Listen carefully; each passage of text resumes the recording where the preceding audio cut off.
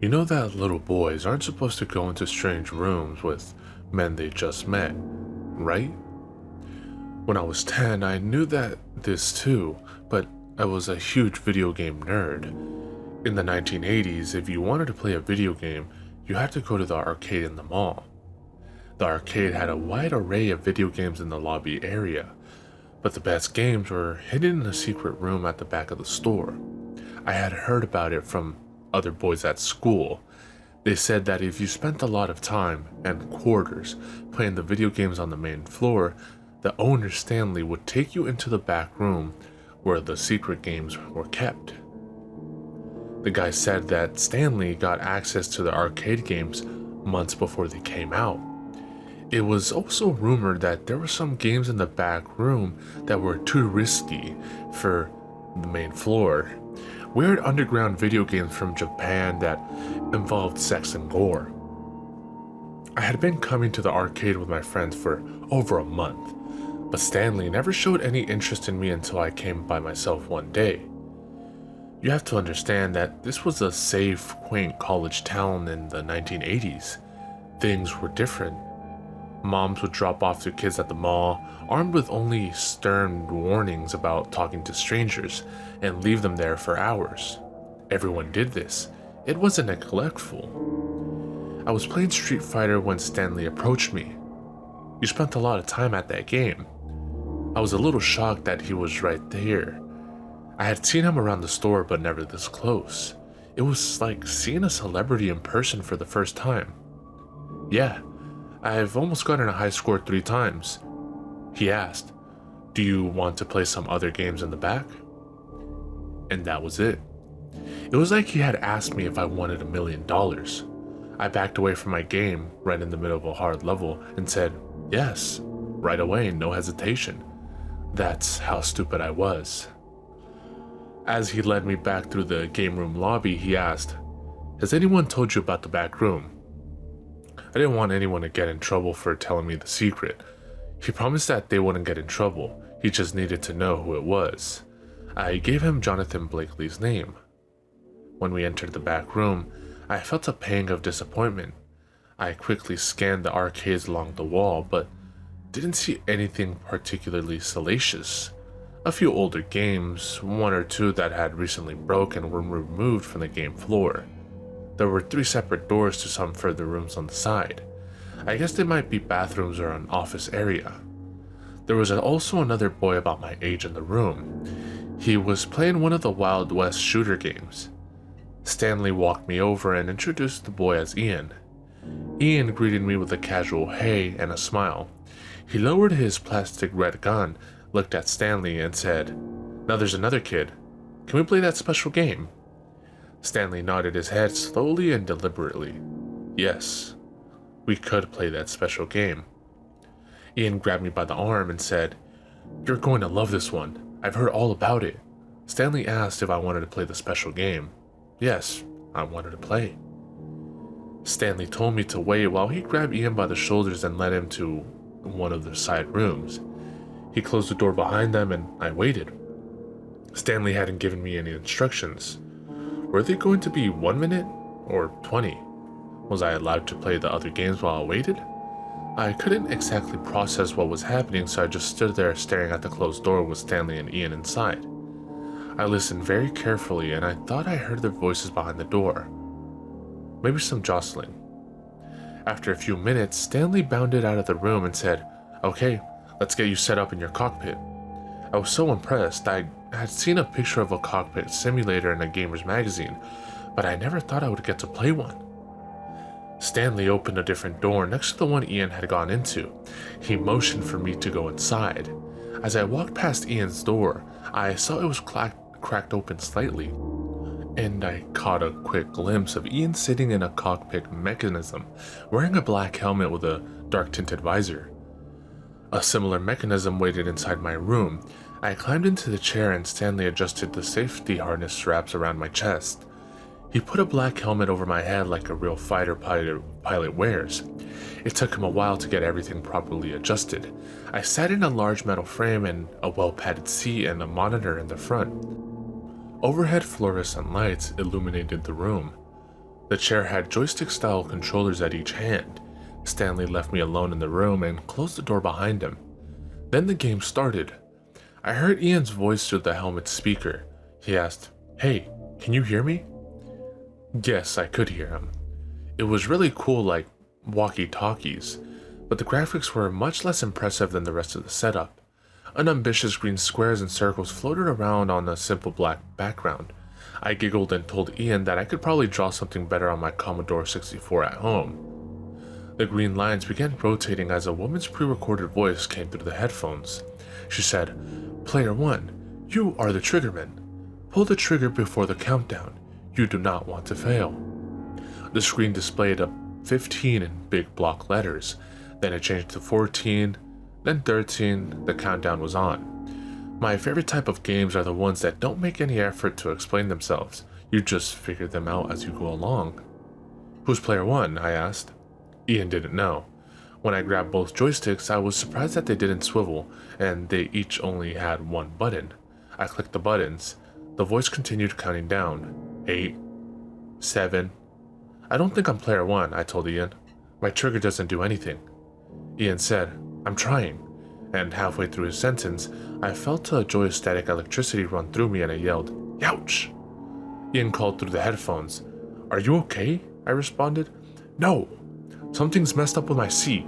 I got shocked when you did that." After the shock, the counter reset to 15 and began counting down the seconds again. And then, louder, I yelled, "Stanley, this is broken." The timer was at 10. My safety harness would unlock. Ian started protesting too. "Hey, Stanley, something is wrong with this machine. It accidentally shocked him." 7, 6, 5. Between calling the numbers, the woman's computer voice said, "The game must go on. You do not want to fail." 3. Youch! The shock was even bigger this time. 15, 14. The first shock didn't really hurt, it just scared me. This one actually stung. I kept trying to unbuckle the seat. "Ian, it shocks me when you push the button. The shocks are getting bigger. Don't push it anymore." And then much louder, I yelled, "Stanley, I want out." Ian promised he wouldn't shock me anymore. 6, 5. The game must go on. "Stanley, let me out," I yelled.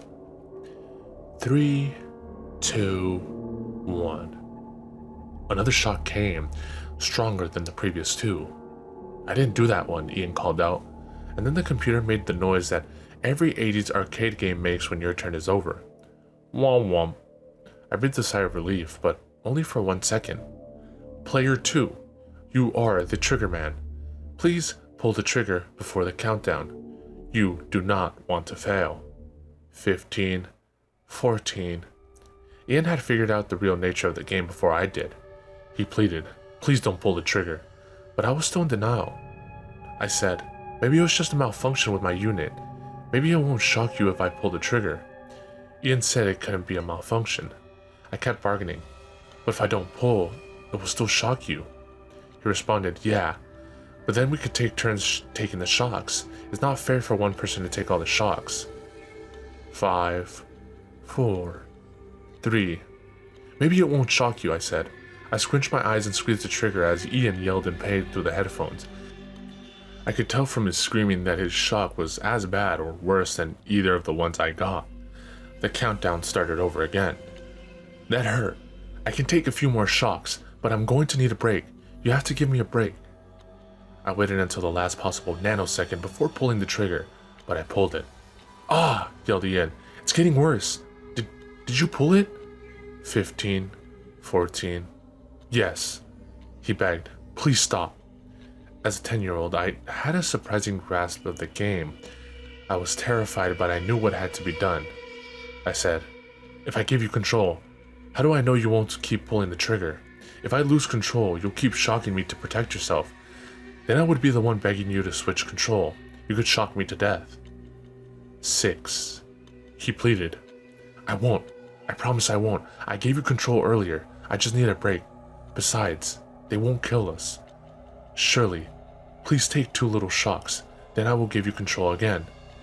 Between tears, I said, "No, you won't. It hurts too much. You won't switch."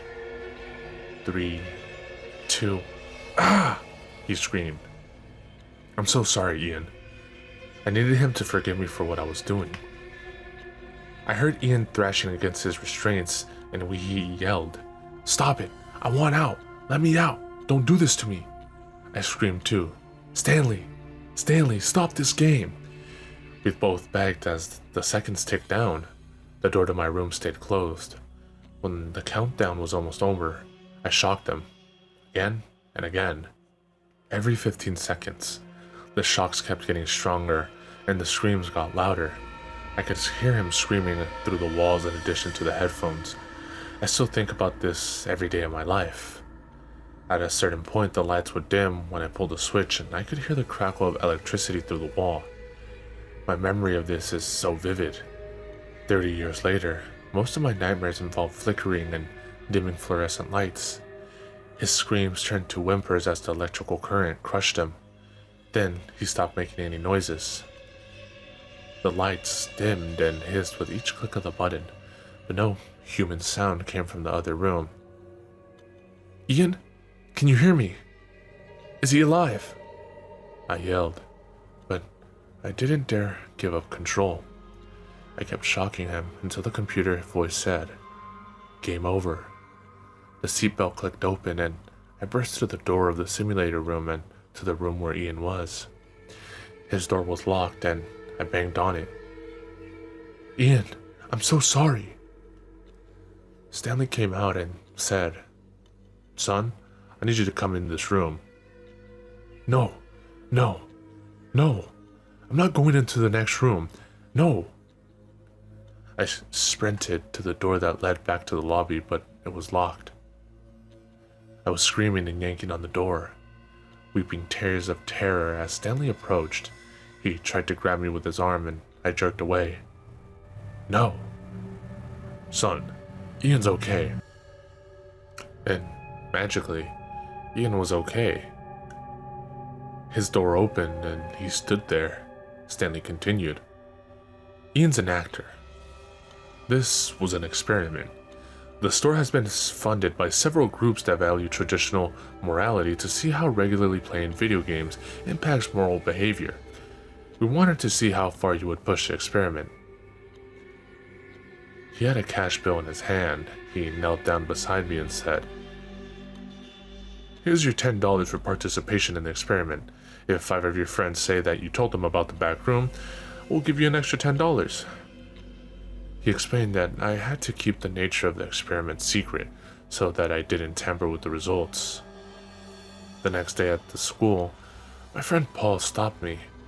I was still in a daze. I was still in shock. He didn't seem to notice. He said, "Hey, I was at the mall and I saw Stanley lead you to the inner room. What was it like? Were there any naked games? I heard there's a fight simulator that will lift you off the ground. I heard it feels like a roller coaster." I was almost catatonic. I stared out of the window to a bird in the grass picking at a worm. He ripped it out of the ground in one motion as it wriggled around before dying. "It was awesome," I said. "Maybe he will let you in, sometime." I never told my mother what happened.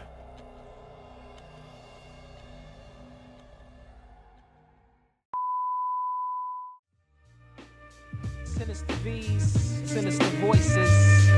Yo. Action-packed, Black Mac 10, Junior and his friend, not a pot, the piston starving brothers on a mission. 2:30, brilliant plan to route a toll booth, GW Bridge, got the weapon concealed, nothing to lose. They choose to break the rules at all costs, stick them in Jersey, hit the other side to New York, black and red leather suits and black biker boots. One got the gun, the other one controls the motorbike, adrenaline pumping, dreams of cash. Anybody try to stop them getting lead in their face, believe that. Black Pack.